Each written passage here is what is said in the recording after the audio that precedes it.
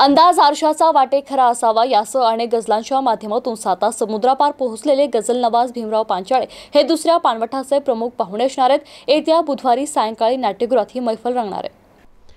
Doctor Babasaheb Ambedkar Marathwada विद्यापीठात कुलगुरू doctor विजय फुलारी यांच्या संकल्पनेतून हा पानवठा हा नाविन्यपूर्ण उपक्रम नव्या वर्षात सुरू करण्यात आलाय। या अंतर्गत दुसरा कार्यक्रम असणार आहे। नाट्यगृहात येत्या बुधवारी सायंकाळी ही मैफल रंगणार आहे। तहान ही फक्त पाण्याचीच नसते ही टॅगलाईन घेऊन हा उपक्रम सुरू करण्यात आलाय। पहिल्या पानवठ्यावर प्रख्यात कवी अशोक नायगावकर यांचा संवाद रंगलाय। 29 जानेवारी रोजी रसिकांच्या तुडुंब गर्दीत पहिला कार्यक्रम संपन्न झाला। आता दुसरे पुष्प गुंफण्यासाठी प्रख्यात गायक गझल वादन भीमराव पांचाळे यांचा मराठी गझलांची मैफल हा कार्यक्रम होणार आहे।